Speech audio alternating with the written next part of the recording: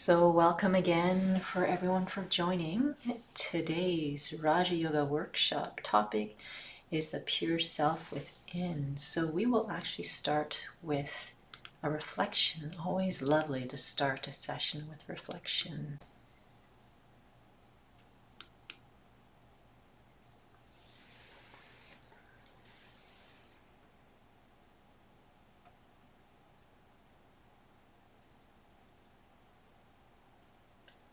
Quiet time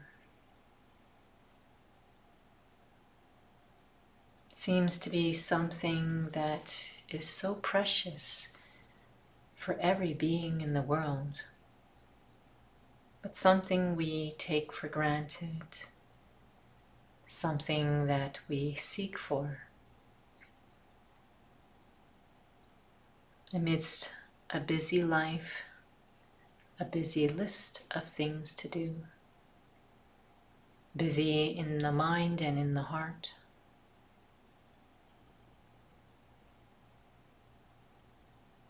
Some might even call it a vacation or a holiday when things get overwhelming. Some enjoy the start of their day to be slow and quiet, some alone time.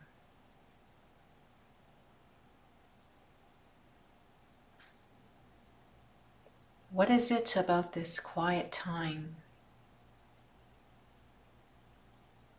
that everyone values?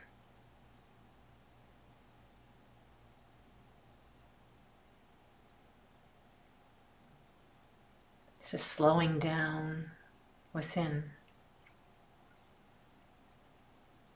It's a time when there are not the roles, the doingness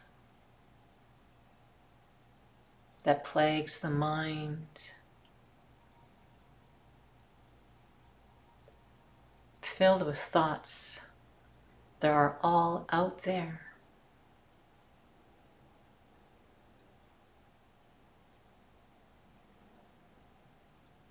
Where I expend so much of my energy, my intentions, my attention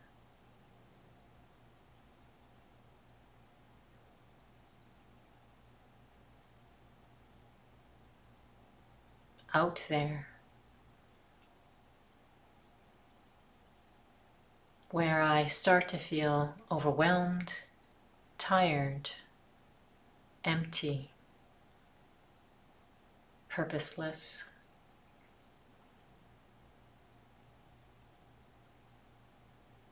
The quiet time helps me to reconnect with feelings that matter to me, with purpose, with focus.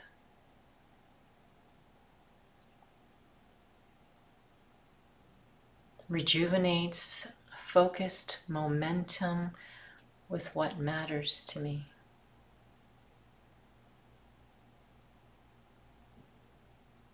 For many, they might not think that that's what the quiet time is for,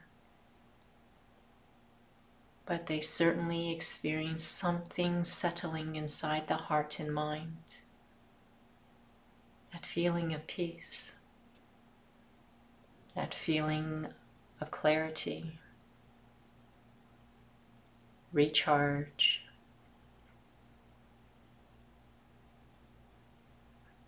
And that much is still so useful, so meaningful.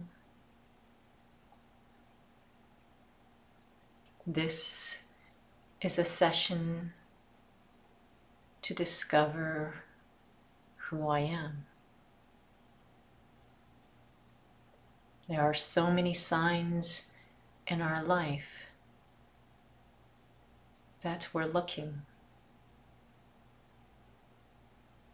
So checking in with myself, what has brought me to this session? with my existing journey, or maybe have just started a journey of self-exploration. Where am I at?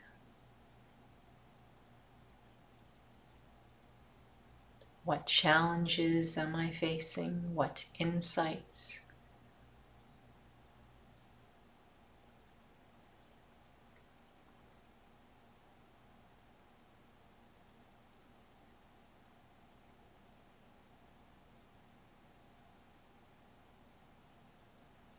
And what do I hope to learn?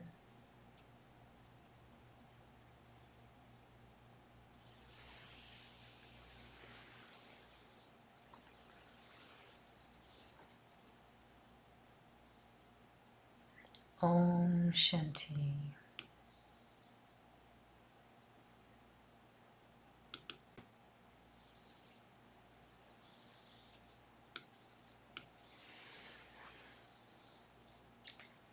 So once again, topic is the pure self within. So keeping in mind for yourself what has brought you to the session, what you're working on with yourself, what challenges or insights that you're focusing on right now, so that what you're learning becomes very useful for yourself. So it's always nice to start with the broad topic and how do I apply it in day-to-day situations. And the intention is because it always brings things into a very relevant way, because we're very used to just very common situations, common things that we deal with, and sometimes it helps to create a deep significance, because sometimes spirituality can at some point feel like it's elusive or unknown, or even feel like I can be quite disconnected from it as well. So let's just start with this word pure self, but we're going to break it up for a moment. And I want you to think about that word pure, just in day-to-day life, day-to-day situations. What does that mean, and why is it used, that word? You can think of anything where that word is being used. Why? What is it, and why is it important, or is it important? And you're welcome to type in the chat box. You're welcome to unmute yourself, whatever you are comfortable with. And if you have notebook and pen, I welcome you to write down again your own personal insights throughout the session.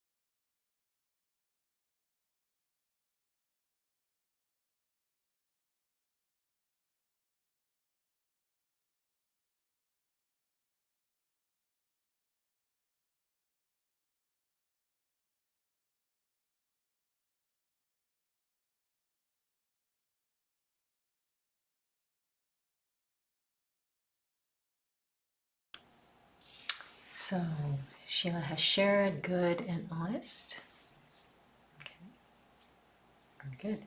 So it sounds like you're talking about pure in terms of one's character. And perhaps it helps, you're already jumping into the spiritual side of things. Very good. Can you think of sort of day-to-day life, day-to-day, how that's used? I would rather not try to lead souls with examples just yet. We use that, and actually we do use that too, what Sheila, you had described in a day-to-day situation as well. Being kind to others, yes. Pure for me means untouched or original. Authentic, it is the quality of something or an object. Yes, very broad definition. It's very relevant, crosses all borders. So thank you, Pauline. Jima mentioned pure self is the space, so you're jumping right into the entire topic. Very lovely. Pure self is a space which is untouched and not influenced by external factors and vices, and is peaceful. Very good. Authentic. I see this word about authentic, original, untouched, and that's uninfluenced, right, by something that's external. Very good. Yes. So it's always lovely to sort of scale back, which is why I actually like the inner fitness sessions. So Pauline had mentioned here, when you buy a meat, you want something organic. It tastes so good. So you organic, this whole thing about natural, that's a huge thing right now in terms of organic. You know, it's naturally grown. You know, it's free of pesticides. It's free of just a lot of, even just they talk about just external influences as well when it comes to farming, comes to, so no filters. Yes, transparency.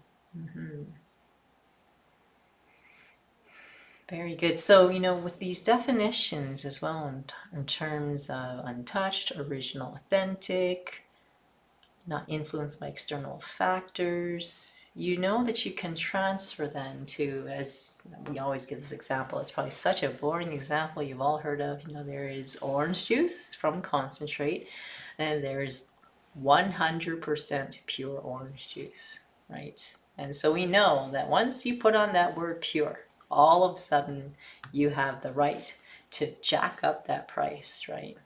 So we have this day-to-day understanding with physical things, physical situations, ordinary situations, day-to-day situations of this word pure. It's used so much in advertising when it comes to just selling any kind of product. So it's interesting that, so why would that be so important? Why is that? It may seem something obvious, but that's the whole point of this session, is trying to actually emerge one's understanding and awareness. And I was listening to a beautiful talk the other day of one of the senior students, Sister Mohini. She was sharing something from her personal experience of studying, is that these may be obvious things, but the whole point is to bring it clearly into my awareness. So in terms of why is pure so important, because pure is true. I think it might be a redundant question I'm asking because it's quite implied in what everyone has shared. Authenticity, something that is original. I'm sure everyone wants to buy something that is the original product in its original state. So any other thoughts? Just again, so we can bring it more into your awareness. Why is pure? Is it pure? Is it an important thing? Maybe it's not. Maybe it's not important to some. And that's a great question. Why would it not be important? Is it important?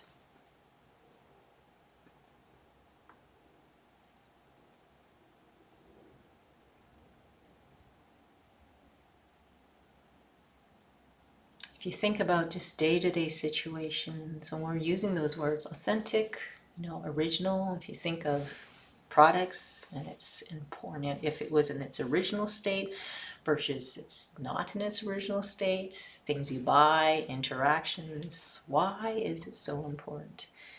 And so Sandy said, it's very important to me. Sheila says, it is important to be able to connect with yourself, which is this aspect, that's the part which is what this session is about. What am I connecting with in terms of myself? What am I connecting with? Purity feeds the soul. Yeah, it's interesting. And so it's quite interesting, Pauline, what you shared too, that it is a very attractive thing about pure, that which is pure. which is why, on products, something so external, you can actually increase, the currency or cost or price of something just by using that word. So it's become quite external. And so what is really interesting about this word pure is that we can say things out there about things that are pure, but we seem to have trouble when it comes to this aspect about the pure self. So before we sort of jump into that, I'd like us to explore this question about what is this word self? What do you think that word is the same for everyone? I'm talking about the level of experience, at the level of awareness, conscious or not. Is that what that is defined as? What self means? Is that the same for everyone? And if it's a yes or no, what do we define as self? Think about your day-to-day situations, how we use this identity of self. How do we define self? Is it a thing? Is it a description? Is it a feeling? Like, are there certain words you would use to define self? Not intellectually, but practically speaking.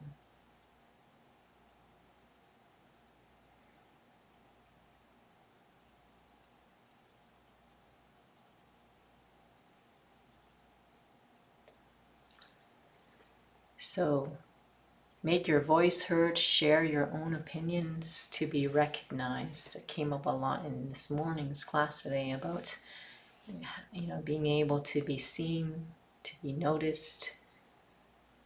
I don't think so. There's always false advertising claiming to be pure, but that's the point. We use that word all the time. Does it necessarily mean it's true? Probably not, right? But it's interesting that they could use that word. And a lot of times it's tricky now, but a lot of times now companies know they can't actually say something is 100%. They'll always say 99.99% or something like that because they really can't claim something to be absolute. So it's true. It is heavily used in advertising. The question is if it's really authentic or not is the next question.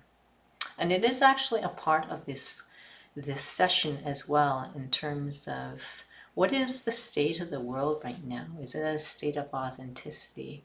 And how does that affect, our relationship with ourselves? Or is the state of the world a reflection of where we ourselves are at? So good point, Sandy. Yes. So Pauline, share, we mostly value ourselves from the external. Identities, skills, professional things we possess, and that is bingo, that is where we are at right now. Low self-respect is the result. That interesting word, because I wrote it down here as well, about addressing what exactly is self-respect. And so for those of you who have taken the course, we often mention about that right now the self is really, we categorize ourselves, as what Pauline says, from the external in 4 ways. And it's not even something you intellectually need to notice. It's more like one piece of homework I would suggest you write down for yourself to just experiment is just watch yourself through the day. If you're in a meeting, interactions, the way you're thinking, where do my thoughts tend to dwell on in terms of what I define is my responsibility, my sense of purpose, my sense of worth, where I seek for regard, and it is in these 4 categories. Number 1, we always call them the 4 P's because it's easy to remember. First one is package, what you see on the external.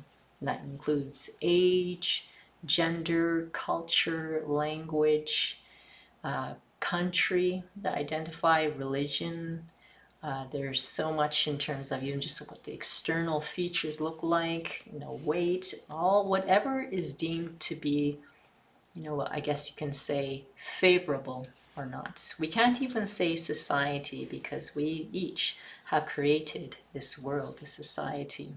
So that's number one, is package. We can call it the body as well, the image, basically. How I perceive myself and how others perceive me, the image. And number two is position. So that may not seem very obvious for some, if they're not, we're not necessarily just talking about a workplace position, but my sense of identity relative to someone else, relative to different relationships I am in. I am someone's boss, I am someone's sister, I am the pedestrian walking down the street while someone else is sitting in the car, so they are the driver.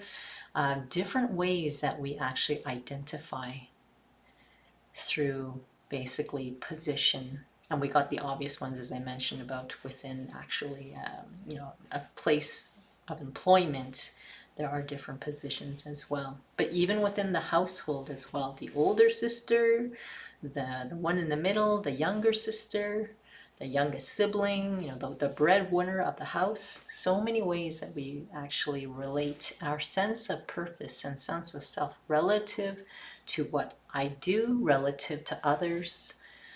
So the third one is people. And you may notice that these actually overlap. So my relationships with others, so my position as well. I identify with certain people. I am this so-and-so's mother. I am this so-and-so's friend. So I identify through relationships, or lack of relationships, or are they positive relationships, or are they not? And so that's another way. So we call that people. And the final one I know has been mentioned as well by Pauline is about possessions. And so possessions, it can be something as, as obvious as we know as things like, like a phone or a house, having assets, having a sense of security. Sometimes those possessions can actually be quite subtle as well. Individuals that I know about who have lost a limb, but they still feel something called phantom pain, and they still identify that they still have that limb there. So you can see that these 4 P's, they do really overlap, and they really, really affect these 2 experiences of I and mine. And I don't mean in an intellectual way, I mean in constantly throughout the day, how I react, how I think, my awareness, my responses, my perceptions of others, of myself, all through these 4 P's. And if you were to take, a day just to watch yourself, you can see how we do craft our world of experience through these 4 P's. So as what has been mentioned that Pauline says has led to this sense of self-respect, this low self-respect. And so what does self-respect mean? Like recently in the last couple of months, I started to really feel what self-respect means, and it's become so meaningful to me. It has so, and because when we don't really identify with who we really are, we can have actually false ideas of self-respect. In terms of these temporary P's, that I identify with them, and I get a hit from them, and I feel valuable through them. And I knew somebody who was a very strong activist in the community, very well known, very respected. But when we actually went for tea, this is years and years ago, it really stayed with me. And went for tea, and at that moment, she felt extremely vulnerable because she wasn't able to hide behind her purpose and her conviction of what she wanted to do in terms of being an activist. I was quite spiritual at that time. I wasn't even in the study, but it was more about a question, like conversation about the self. And she was very uncomfortable because she couldn't hide behind this other persona that she was so used to. And so her perception of herself, this is what respect means, is seeing myself again. Her perspective of herself was this persona, but is that really who I really am? So now we're going to connect these two words about pure self. So we talked about this aspect about pure, right? And we talked about this aspect of self. What would you say, you know, looking again at those words that that you have shared about authenticity, the original, what does that mean then? What is the original authentic self? What do you think? You can, whatever just comes up inside, what does that mean? Pure self versus this false sense of self.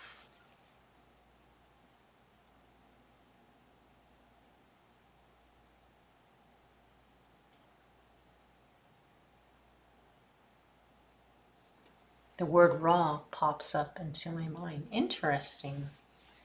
You may have to write that down, Sheila, and explore that.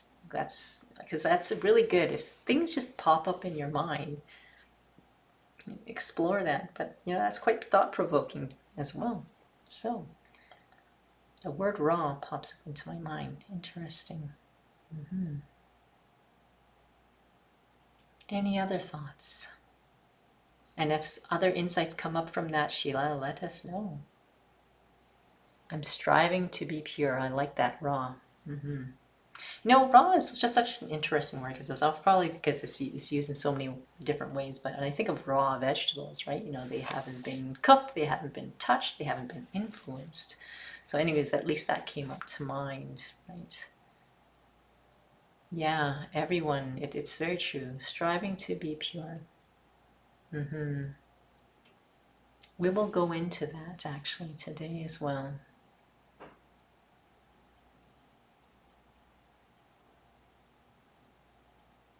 So what is this pure self?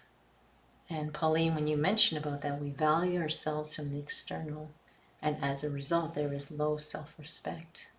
So high regard, so pure self, high regard for the self, maintaining inner stability, inner peace and happiness in everything we do or whatever challenges comes our way. Very, very lovely. Now this is the question now, while others are still maybe writing down their answers in your books or here on chat, is how do I have that high regard for the self? This is a part of what Raja Yoga is about. And you probably already know the answer anyways, Pauline, but how do I have that high regard for self? What is this pure self? If I am not these 4 P's, you know, in my day-to-day consciousness priorities, my experience, whatever I'm totally engulfed in and lose myself in, what am I then? If I'm not these 4 P's, then what am I? Because that's the scary part for many. It's like, no, if I let go of all these things, if you're saying I'm not any of these things, what am I? Pure thoughts, pure intention, soul consciousness, and God consciousness. Very good. Yes, very good. Love.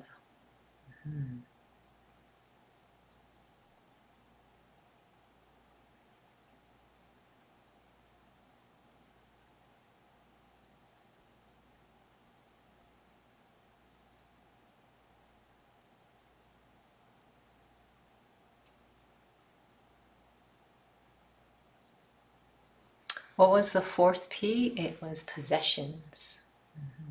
So package, position, people, and possessions.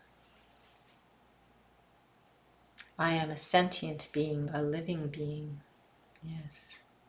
So there's the being part, and I actually hear that used a lot.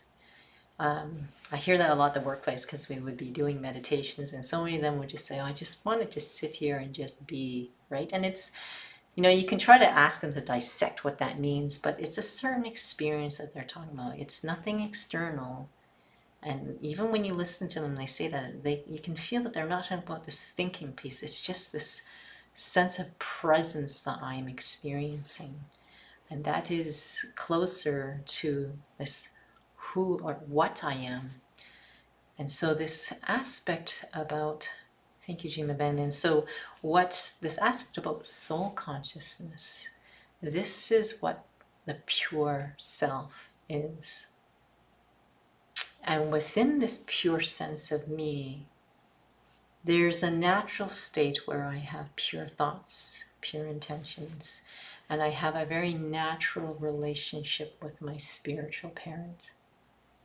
And it's a very clear and healthy relationship. And so when it comes to this sense of my pure self,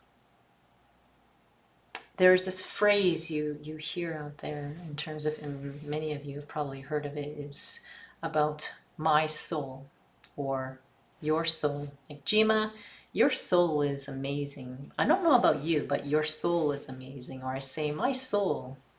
You know, it's like it, you know, what does that mean? Why do you think we use that term that way? Because there's actually, it actually reveals something quite powerful.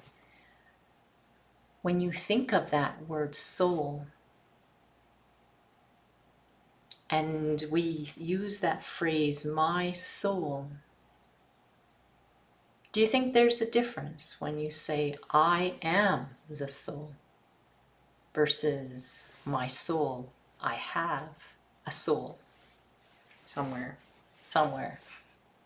Is there a feeling of a difference? Don't worry about the intellectual, but is there a feeling of a difference? I am a soul versus I have a soul.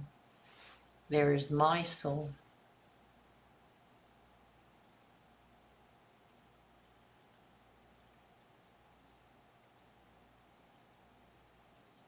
Yes, there's a difference in feelings. I am a soul feels more empowering. So that's another second piece of homework I would suggest you to experiment with. Just explore the feelings you have between these two. And be open, don't force anything, you know, give yourself days to try it. You don't have to go in for many hours, but just take some time to feel that I am a soul, I own it, it is my property. So feel what that feels like. Right? So it's a part of this. So I remember asking this question many years ago in this workshop. And this aspect about who I am this conscient living being right here, looking through these eyes. I have always existed here, just as you have always existed there. But through time, you have identified with this physical body, and you have identified with its gender, with its age through time, with its image, with its features, with what is considered to then be favorable and not favorable. Through time, you have acclimatized to that, gotten used to that. But when we were younger, we didn't. And when we were really young, we couldn't really think. We can't remember what that time was like, but we didn't identify with the body. And I've been spending a lot of time with babies in the last couple of years. And because things have shifted so much in these past 16 years of being in the study, I can sense something very clear in young people. I can feel this purity of their consciousness, where you can feel they don't identify with the body, or that there's a lightness to them that you won't usually feel in most adults, because we lose that innocence, we get heavy, we get serious. There's no feeling of this distinction, of this brightness of who they are with everything that's going around them. I remember when COVID just started, I was visiting my physical parents, and the niece and nephew were there, and the parents were talking all about COVID and everything like that. And the niece and nephew, I think the nephew was playing somewhere, but the niece was sitting there reading a book. She was 12 at the time, and I think they were talking about all the things that were happening, and for her, it completely didn't faze her at all. There was this purity that the soul preserves, has this power to not be affected by things. It's a power. She doesn't have to sit there, okay, I don't have to be affected, I shouldn't be affected by things. I just don't want to think about it. I don't want to hear it. It was just, this is the power of this capacity of being untouched, this originality of myself. So Jima share, when I say I have a soul, that means soul is present somewhere in this body, somewhere. And when I experience I am a soul, I can experience that space of peace being me and detach myself from the scenes outside. Very lovely. It's so true. Because what happens is that I can then own the experience of being a soul.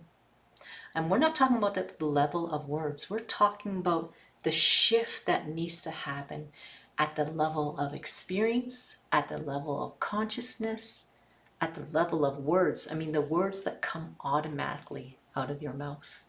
When that just comes out that way, so I'm not trying to become like this, like a boot camp teacher about change just your words. I'm talking about your words reveal actually what your experience is of who you really are. And this whole study of Raja Yoga is actually getting back to that true experience of myself, of who I really am.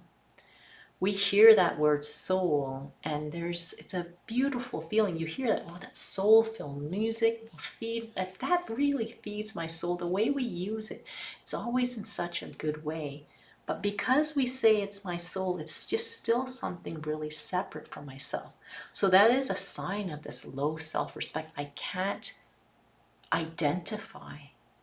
I can say it, but the whole purpose of the study is that I begin to gently re-identify with who I truly am at the level of recognition, at the level of experience, at the level of acceptance, at the level of understanding, at the level of forgiveness, at the level of faith, at the level it becomes my reality. So that shift that goes on so deeply that even in your dreams, you are going to be able to identify that's your soul. And in your dreams is the most challenging one, because that goes into the deepest subconscious we seem to not have control over. So yes, it's a very genuine feeling, and that's what this is all about. And so I just want to share this really interesting picture with you. You've probably seen a picture like this before, the picture of the iceberg. But the reason why I bring up this picture here is because of the depth of who I really am. When I don't understand or I don't realize why pure, we talk about pure when we're talking about things that have to do with things you sell, objects and things like that. Why is it so important? For example, like you hope that the car you're driving was, that the parts that were created, that they are, that were made, made well, it was made with integrity, that the design has integrity, that people who were selling it had integrity. That's just talking about a car, right? Or you're trying to, fix a house, or, you bought something secondhand and you need to restore it back to its original function. If you don't know what its original function is, the question is whether or not it's going to be able to operate the way it's supposed to, right? And so when we translate that into this aspect of the pure self, if I don't know who I really am, what my original authentic self is, and begin to even grow this interest inside to pursue what that is, then I will just stay on the surface level. And this is what this whole reflection that we were going through is, that it's everyone, it doesn't matter who you are, what walk of life you live, where you are on the planet, you do want some quiet time. what that might look like is, yeah, I want to get away to a vacation somewhere. For some, it is meditation. For some, it is Raja Yoga. But ultimately, that quiet time is because there's a disconnect and wanting to reconnect and not know what that is. The thing, though, is if it just stays on the surface, I just want to get away. I just want to have a little bit of reprieve, and it's lovely and it's beautiful. And of course it is. Those vacations are lovely. You take that break, but it all stays on the surface in terms of what is. It's a lovely experience, but it's only going to stay there. And all this other stuff that I'm still feeling underneath, that's never ever actually shifts, because on a deep, deep subconscious level and on a very overt level, day-to-day life, I am identifying with those 4 P's that continue to promote and keep this perception of myself that will and can fluctuate, because those 4 P's are never guaranteed. Another way I love to look at this in terms of the significance is this real depth of who I am as a soul. That experience of myself, that it's a whole world of experience, and it is very rich. And the thing, though, is that spirituality has become, has a bad reputation to it. And one of the things you learn in the study of Raja Yoga, that as a soul, you have taken rebirth. You have actually been wanting to get yourself back up again for quite some time. When your tank has become half empty, or you started to lose yourself, where there was a time when you were already starting to seek for peace, you've been looking for quite some time. But your endeavors in spirituality could have been filled with violence, could have been filled with obligation, force, a lot of asceticism, isolation. So our ideas as well of what spirituality is not with a clean slate, right? And if we can say my soul, you can think of what spirituality could be quite disconnected with ourselves as well. So this journey about the experience of being a soul is that my true nature is a whole personality. And it is of these 7 qualities that I used to be able to access all the time, very naturally. And these 7 qualities are love, purity, peace, truth, power, bliss, and harmony. These are the 7 original qualities of me, the soul, that to begin to start to, have that awareness put in my forefront, in my mind, and sit with that. I don't mean literally sit, of course, literally sit with that during your meditation time, but through the day, that what does that mean to be a soul? I'm already beginning to awaken something that's a really deep, ancient memory inside of me. But the intention is to start to awaken that awareness of who I am. And what the whole Raja Yoga course is about, what the experience meditation sessions that we have, it's on Tuesdays, on Thursdays, and on Sundays, is to experience what that feels like to be a soul, to experience those 7 qualities. And that's where the change is that I'm starting to feel who I am again. And there was this lovely example that I remember sharing. It had nothing to do with spirituality, but if I were to ask you a question, if you had a bowl of plain white yogurt, okay? And if you were to pour strawberry jam into there, mix it up. I'm sure you can imagine that your mind is going to turn like this nice pink color. Do you think it is possible to get that jam out. Because this is relevant to this pure sense of self. And now I'm not authentic anymore. Something else has gotten mixed inside of me. Is it possible to get that strawberry jam out?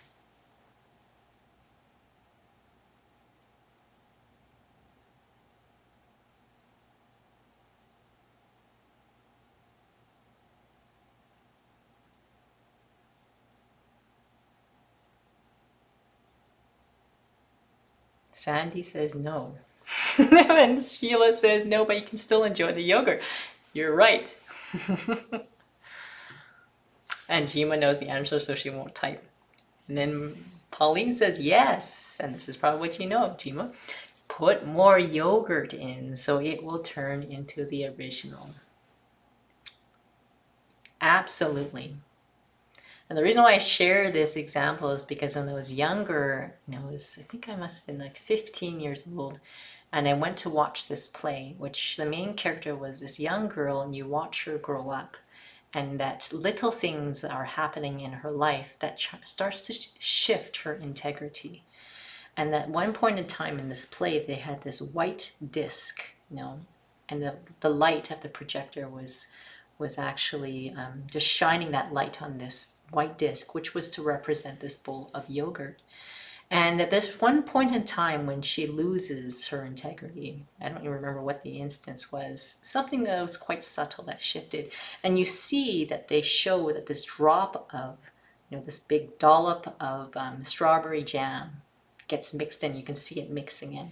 And I'm like 16, 15 at the time, and I didn't understand what was going on. But the moment I saw that, I just remember feeling so depressed. I don't even know what I could articulate, but I remember feeling, this is awful. I want to leave this theater right now.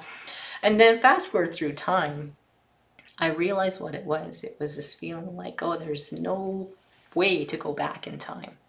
I couldn't articulate what I was feeling, but it was a very depressing moment. It's as if I can't get back that integrity of who I am. But I think about that through all these years because of this aspect is no. What you learn in this study, actually this is what God is teaching us study, is you can. First and foremost, you need to identify with who you really are. You're a spiritual being, which means you are immortal. So the effects of physicality are reversible. If you are physical, the effects of physicality are not reversible. You got a tattered shoe that's been worn out. How do you reverse the effects of that? Right? So this is the issue, is that we identify so physically, but we are actually consciousness. My consciousness now is not that I am a soul. My consciousness is so pervasive now that I am a body, to the point where I'm not detached from it. I will feel every body pain. Interestingly, it's quite interesting about the story of us as souls, because I'm not sure if you're aware, it might not seem relevant to you, but your baby teeth, because we have 2 sets of teeth. Your baby teeth actually, they have no nerves. Your baby teeth. So if, for whatever reason, if you they had a cavity and, the dentist had to go in there and use that drill to clear out the cavity, it's a pretty painful process. The baby teeth don't have that experience of pain. Quite interesting how spirituality actually drives physicality. We're at this time in the world where as souls, we don't remember who we are. And that helps to open our eyes wide open in terms of what is happening on the world stage today. And this is the whole thing about the iceberg. We can do a lot of band-aid solutions. Big world problems. What does that have to do with this loss of a sense of self? It has to do with the domino effect. Is that when my awareness is off, my attitude is off, my perception of myself and everything around me is off, I will make decisions based on that. And that is how I see things. That becomes my world. So the change that needs to happen is at that deepest level of awareness, to the degree where my subconsciousness changes. The subconscious is actually me too. It's just that it's become so habitual. And that's what the study of Raja Yoga is really about, is actually I am waking up and remembering and experiencing who I am. And so we'll go into a little experience right now, but I wanted to first mention about the first step is recognition. And what that recognition means is that, does that resonate with you? That's your soul. Maybe you don't feel it, but does that speak to your heart about who the truth of who you are is? And that's not something that's intellectual. That's not even a logic thing. It is this. It's this something that's so much more deeper. Some can call it hope. Some can call it, that really speaks to me. I've been looking for that. I've been waiting to be told that I'm not this stuff on the outside. I'm not my past. I'm not, what others think and even what I have been thinking about myself all this time. I'm not all these limitations of, even skills, all these identities, all these, just these responsibilities I have. I'm so much more than all of that. And does that resonate with me? That is the first step. And it is the most important step to nurture again and again and again. Because when it comes to something that resonates, that you recognize it resonates with you, that's a second. It could be a very quiet recognition. Because I remember when I came in this study, and I completely forgot about it until years later when I was having a conversation with a couple other students. And I'm not sure what we were thinking about, what our first lesson of learning that I'm a soul. What was my impression? And I remember, after all these years, it was, I feel so relieved I don't have to identify with all these labels. It was such a quiet recognition. Like I forgot all about it. But it is such a powerful recognition that no one can force that on you. And it's not something you learn in school. It's not something you intellectualize. It's as if it's your heart that says yes. And the reason why I wanted to share that before we go into the experience is because the experience itself will come later, may not come right now. What matters most is that recognition. And it could just be as simple as throughout the day, several times the day, or every day, always check in. What really speaks to me? Am I really just this thing on the outside? Or does it really resonate with me that I am a soul and all these qualities are really my true nature? I may not feel it, but there's a big difference from recognition and just logic.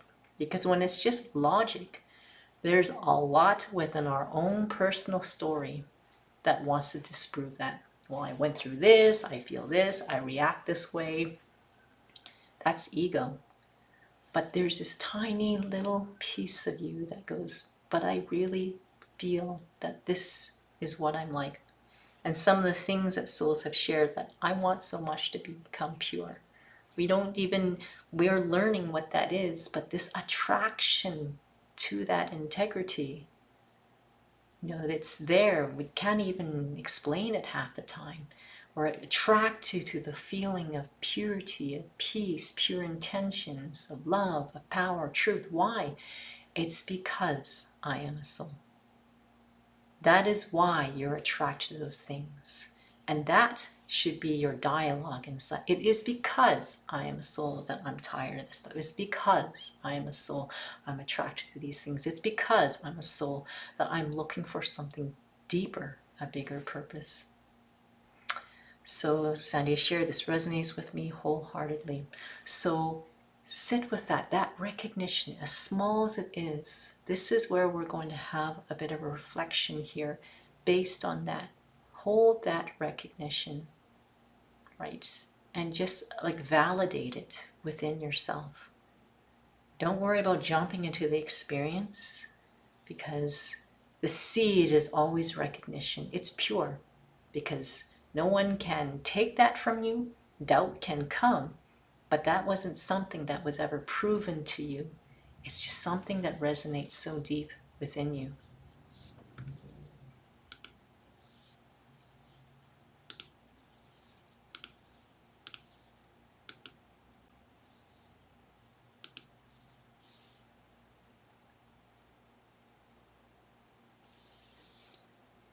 Sometimes that image of a light bulb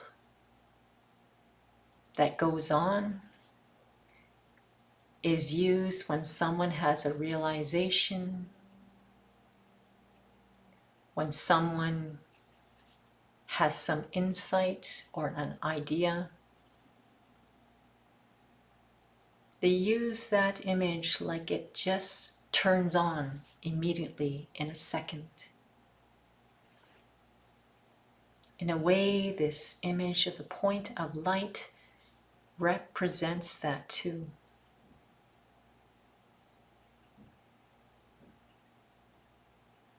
There is a big difference between imagining, visualizing, versus something that I recognize.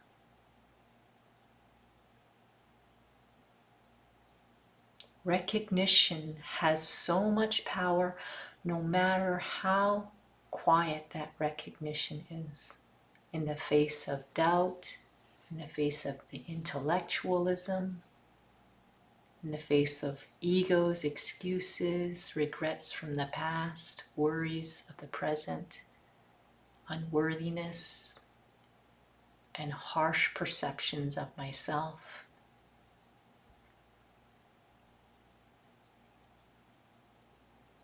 Maybe I don't feel that I am a soul.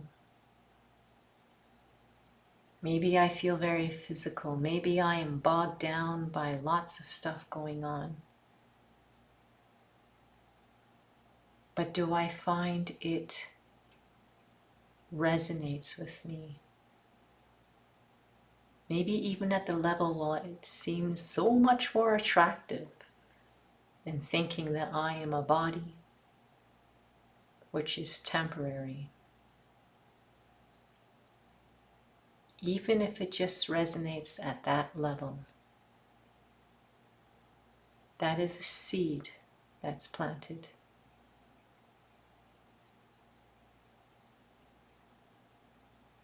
There are so many signs in one's own life that they are more than the physical. Do I seek for meaning in my life?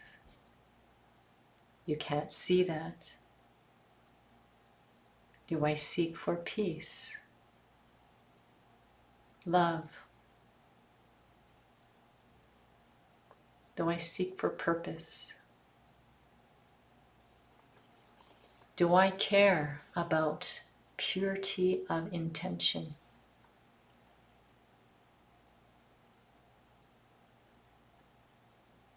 Does it matter to me that there is quality in interactions, quality in life?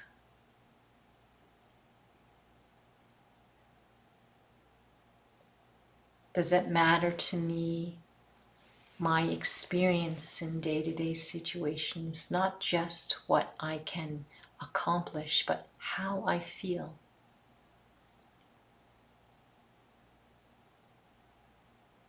Does it matter to me how much I have integrity in my interactions, integrity in how I see myself and others?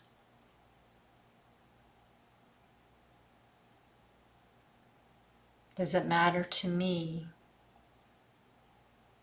if I am able to respond with peace, with dignity, respect, and self-respect, versus reactive and defensive and offensive. None of these questions had anything to do with anything visible. All invisible. If I said yes to these questions, it's because I am a soul.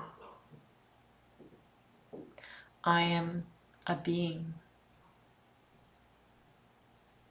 My very substance is quality, is at the level of feeling, the level of intention, the level of awareness, the level of vibration. None of these things, again, are physical.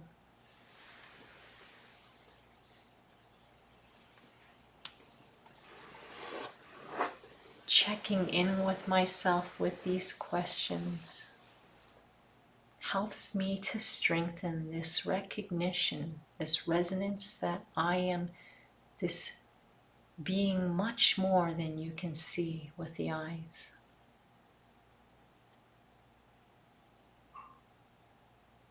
Recognition is so powerful that you begin to have faith in something that is invisible, which is you. But the certainty becomes so powerful, so sharp, even though ego tries to bring lots of excuses of who you really are.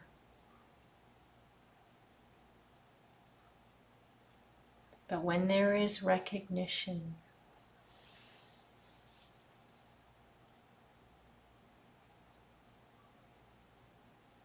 I begin to trust what I recognize. My recognition strengthens, and I begin to trust my own judgment.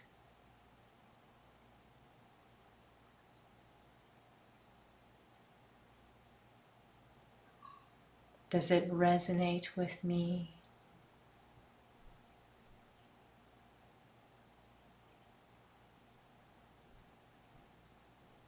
To be in a state where I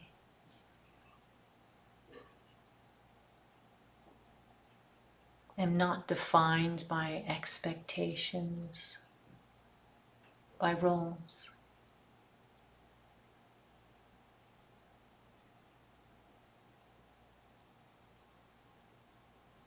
That just to take that moment to be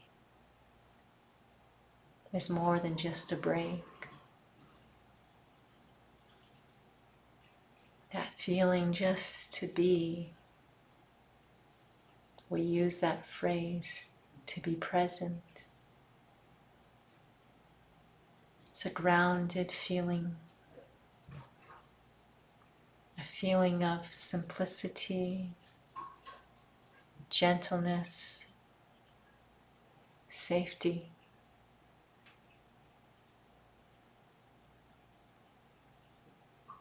That brings a stillness that helps me feel more real.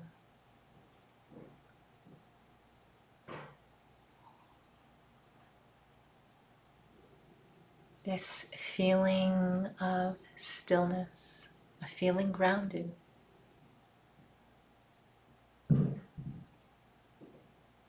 is actually myself.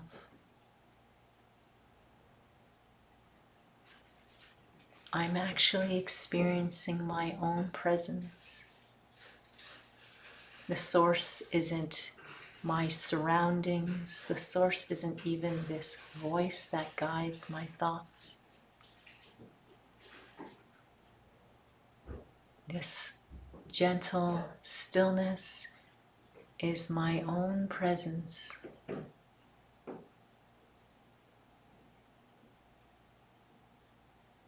I am this living being who has always existed looking through these eyes.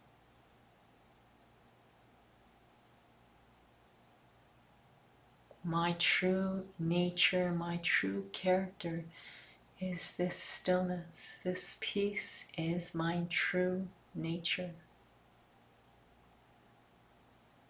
For just the next few moments, just holding that stillness and be clearly aware, this is me.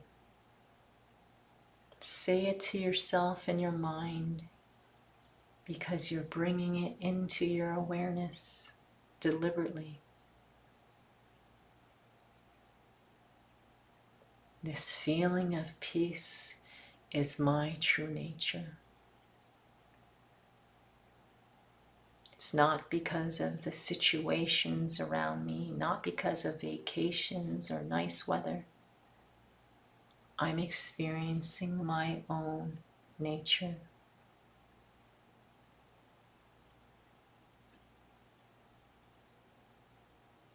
When I gently, without knowing it, let go of the awareness of identifying with physicality, I start to feel my own sense of self that has always existed.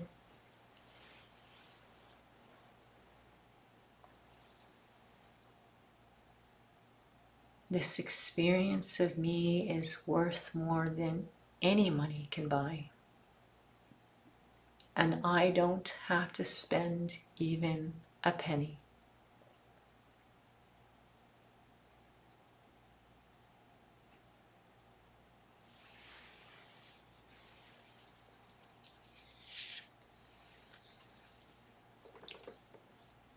Om Shanti.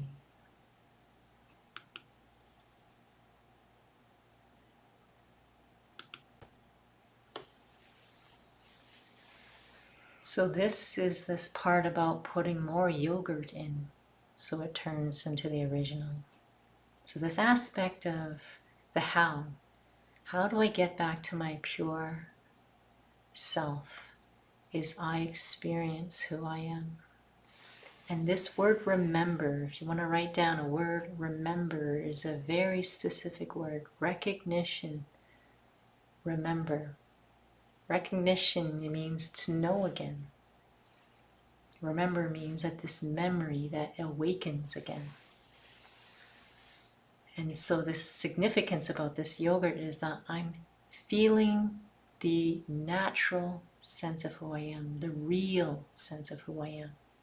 The more that you do, it removes these other experiences of who I am. And I remember I used to work at the Children's Hospital working with kids with cancer. And for some, they've had, they've been in there since they were really young, since they were born. So their first exposure to the hospital, to doctors, to nurses, to anything that has to do with health is all very invasive and very painful and very intrusive.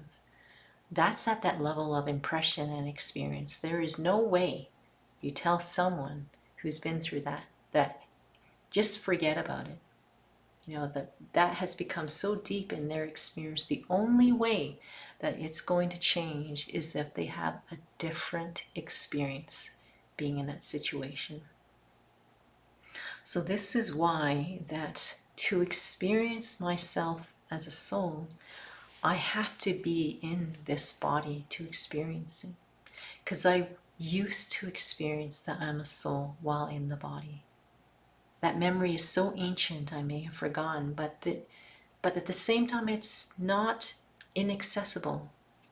And through our just looking at our own personal journey, there are so many obvious signs.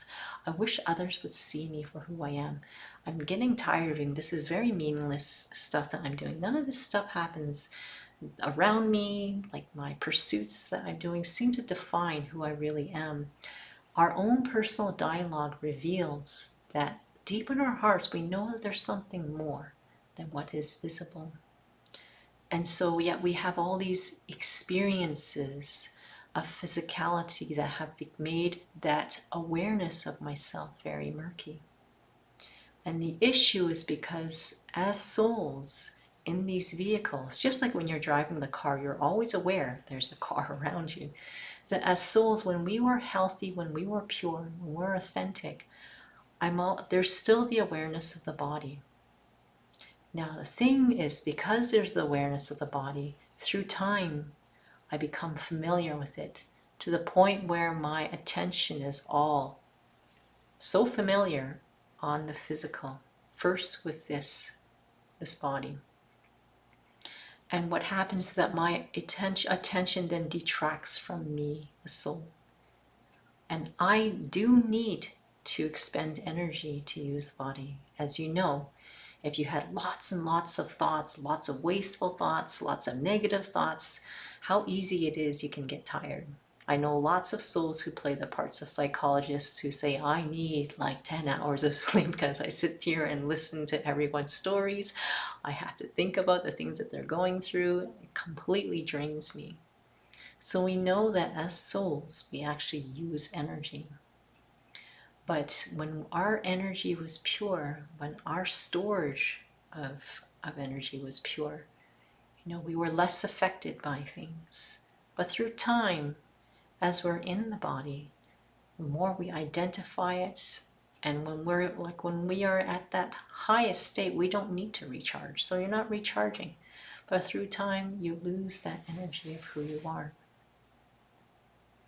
So this experience of myself as a soul is this part of how to get back to myself. But now we're going to the depths of what Raja Yoga is about who helps to introduce this information to me, right?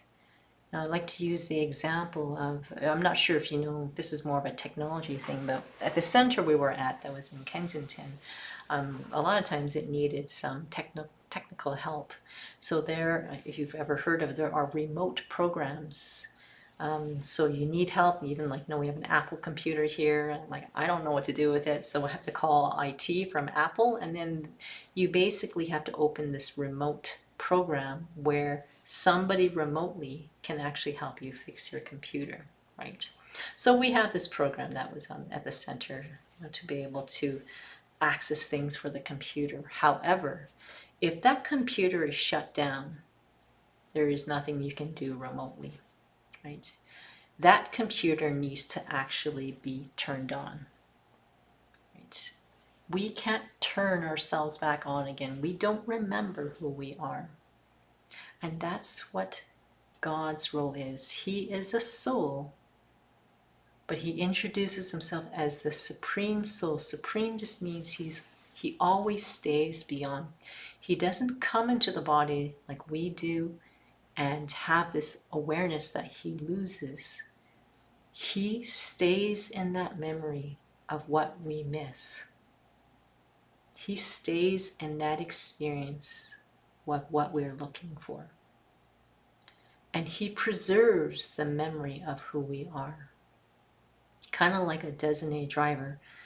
If you have a lot of individuals who are intoxicated, if there's no designated driver, those people are in big trouble. They can't get home. He is like a designated driver. That is his function, is to come and help us remember who we really are. And he has a state that is always that original blueprint. And that's what his function is for, is to help us bring into context again. We have this pull, this longing to become ourselves again. We don't really know what that is. We just know that we're looking for peace, we're looking for integrity, we're looking for purpose.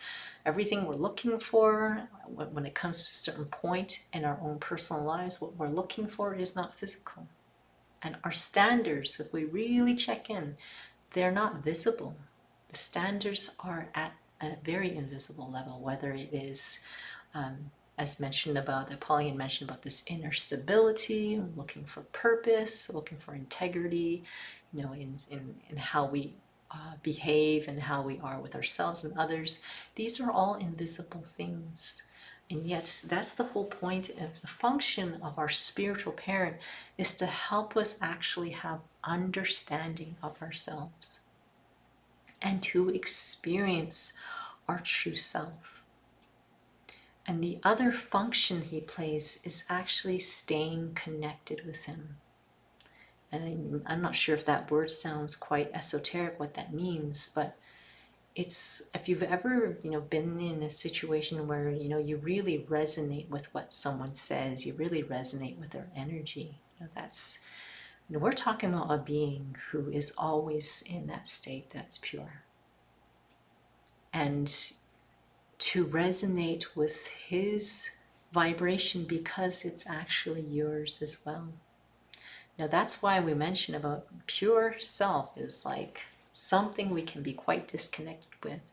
We use that word pure when it comes to orange juice, when it comes to water, but when it comes to the sense that there is a pure sense of me, there's a huge ocean of unworthiness inside.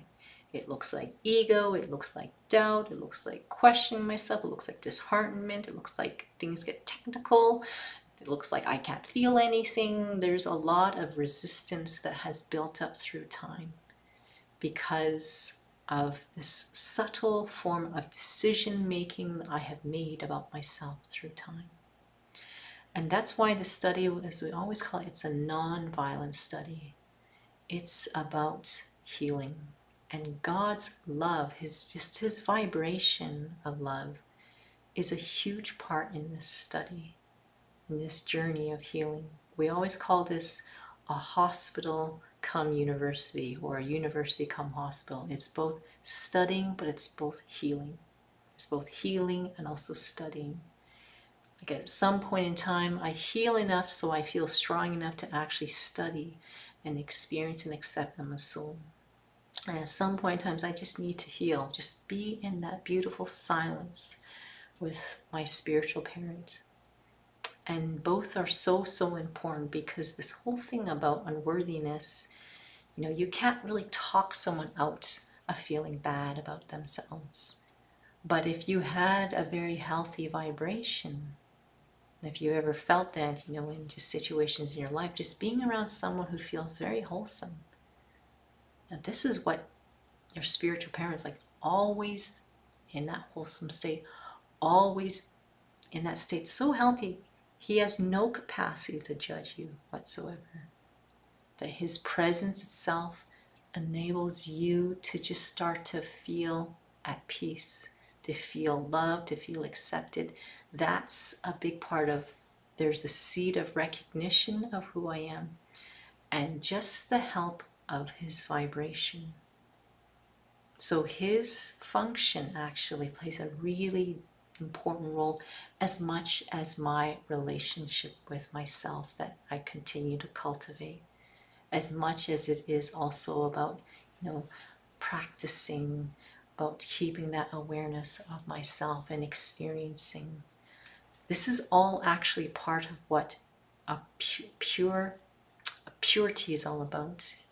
We often say that purity is the mother of all virtues, that which is original, untouched, always authentic, is that what fosters my original self is an energy and intention, is vibration, and the truth of who I am, and a pure vision of who I am, and pure wishes I can have in myself, which I can't even afford for myself to begin with.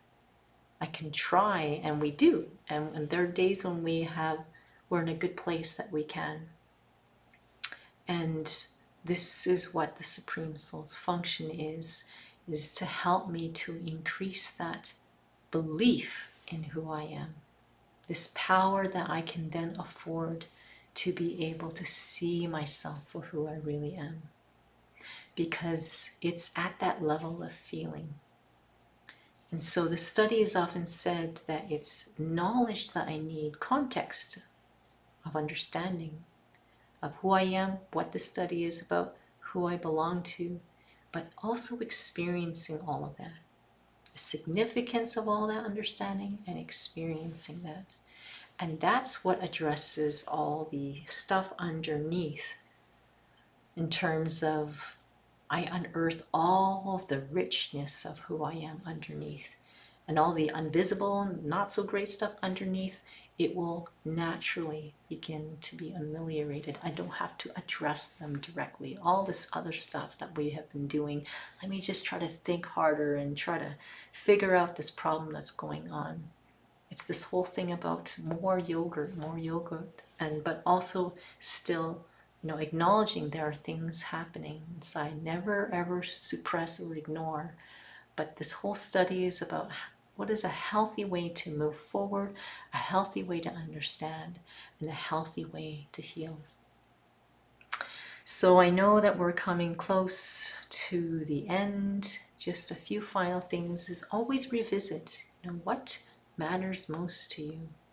If my sense of who I am isn't clear, isn't healthy, because it's my filter, right? It will affect what filters I have. And so I was in this complicated, convoluted conversation earlier in the day. And I remember afterwards, I was just like, you know what? All these details that came up in this conversation, all that really matters is what I've been looking for. I remember so clearly I've been seeking and seeking and seeking. And this is why you always want to bring it into the forefront. These different aspects in this study that we've talked about today, even your purpose. Ego doesn't want you to. Ego wants you to be lazy. Oh yeah, I remember all that. Because you want to access the vibrancy of what's meaningful. That's the same thing as you want to access the experience of who you are. Every drop of that experience, every realization, every meaningful insight helps to protect you and helps you keep moving. Where there's this staleness of ego and physicality that tries to pull you back. And so it was a very full session. Before we go and give blessings to souls, if you have any questions or thoughts. So Paulina shared, I'm reminded to do daily self-vacuuming through quiet time, self-reflection, and reaching out to the ocean of purity, which is God, to purify me from all fears, doubts, insecurities, seeking out from the outside, etc., so that purity and integrity of myself will be restored as I interact in the physical realm. As purity is the foundation of happiness, we feel full, loving, content, peaceful from the inside out. Absolutely. Our relationship with what purity is also needs to heal. Purity simply means the original that has not been, tainted. Now the thing is that because we've become physical, we call it body consciousness, and because it's become my soul, something separate from me, then in a subtle way, I've identified with the darkness, I've identified with reactivity, I've identified with shame, all that stuff. And it's quite subconscious for some and quite overt for some. And that's a part of this my soul, something out there. But me, I'm nothing that's worth anything. And so then this word purity has had such a weird relationship we've had with it. It has always meant this pure, original sense of who you are. But because of this depth of, harshness we have developed with ourselves, it has also developed this very unhealthy relationship, not with the word, yes, with the word, but the experience of what that means. So that word purity, purification has had, quite violent references, in certain religions, because we see the way the world is like. And religions used to also have their pure state too. But the way the world is like, and seeing everything, anything that has shifted from its pure state to its state where it's no longer in that original intention, it's because it's a reflection of us as souls, where we're at. And so that becomes so eye-opening because it helps you to see yourself with so much understanding. And also how we need to actually be quite deliberate in how I talk to myself and think, Today is day 3 for me of something I call this little personal program called Emerged. And it's just being very clear of how I'm thinking, being very proactive, and even my conversations with my spiritual parent too, and just how I'm using the knowledge. Because, I realized for quite some time, must have been many births, where it's like I'm not actually keeping the truth of who I am in my forefront. I'm suppressing things. I'm like, just not acknowledging things going on inside. And so I'm not able to let, my sense of awareness really flourish. And so I was using an example of like day 3 of this Emerged program, is because we can each create a program.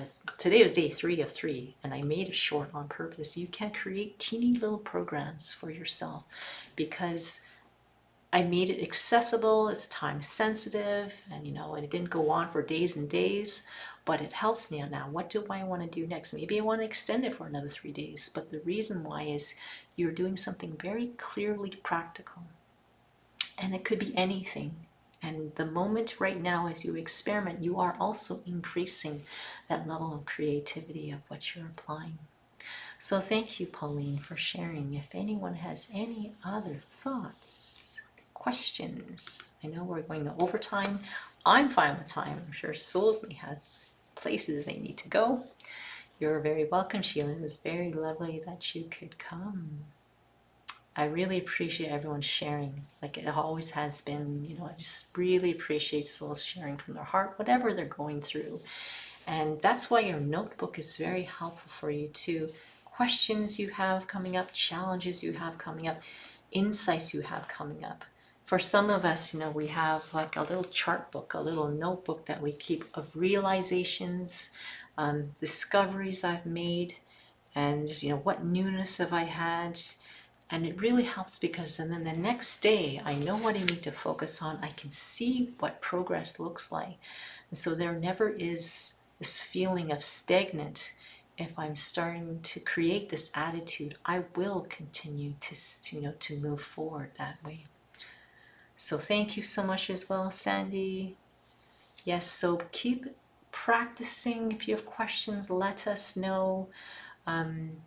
One of the things that really helps you is if you have dialogues with others in terms of what you've learned. It's more for your own personal progress. A part of these sessions I do, of course, is because it really helps. You benefit so much, you want to benefit others, but a part of it too is self-progress. Is that when I get a chance to reflect on what is going to be shared, I really get a chance as well to move forward. And when I get to share from that place that really feels very real too, it strengthens as well what really matters to me. And also it gives me a chance, if I'm inviting you some homework, it also helps me to also do the same for myself. So please think about that for yourself. It is a spiritual law. When you have a chance to share with others, you strengthen your understanding as well too. And so if there's any other thoughts, I keep my eye on the chat box, but we are going to share blessings for everyone right now. So thank you so much again for joining. So the first blessing here is for you, Jima. Thank you for joining. Thank you for all your sharings. Your true nature is one with a pure heart of patience, where every moment filled with faith in yourself waters the seed for self-transformation. And we will send these out to all of you. So your true nature is one with a pure heart of patience, where every moment filled with faith in yourself waters the seed for self-transformation. Thank you so much, Jima. And so next one here is for Sandy. Your true nature is one with a pure heart that draws strength from truth, where every fiber of your integrity is fortified with a love for understanding the depth of who you are. So thank you so much, Sandy, for joining. Pauline, this one is for you. Your true nature is one with a pure heart that reveals your inner beauty, enabling others to experience a refreshing moment of being at peace with themselves. So thank you, Pauline, for joining. Very lovely sharings from everyone. And Sheila, this one is for you. Thank you for coming. Your true nature is one with a pure heart of real gold, filled with the nobility of inner worth that cannot be measured by any means. These are all blessings. I hope you're all taking them in for yourselves as well. And so for those who will be joining online when we upload this to YouTube, this one is for you. Your true nature is one with a pure heart immersed in sweet silence, enabling those who come in front of you to be embraced in a refuge of healing. So when you have these blessings, we will send these out to you as mentioned. But a part of what you can use with them is kind of like your morning breakfast or your evening, your last thought that you have before you go to rest. That these aren't just things that you just read, one time, but to be able to let yourself just feel what that experience like. These are personal blessings specifically for you, and it's awakening something that's really deep in who you are. And so always thinking about practical, how can I do this for myself to move forward?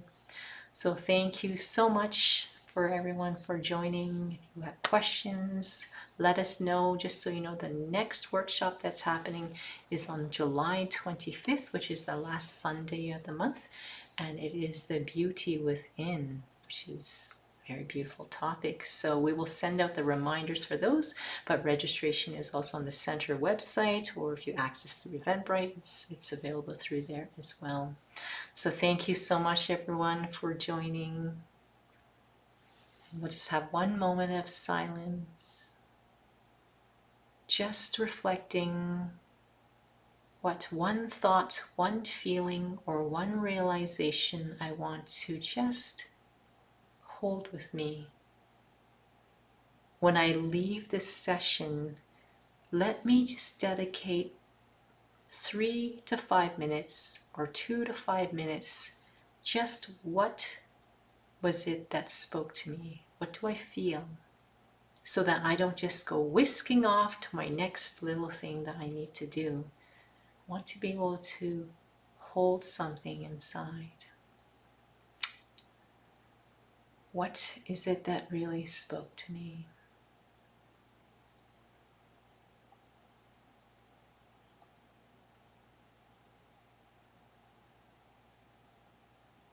Maybe it's just at the level of feeling. It doesn't have to be words.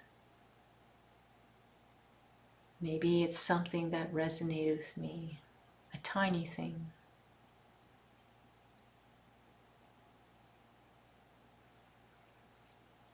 Continue to write in your notebooks realizations as well. Om Shanti. Take care.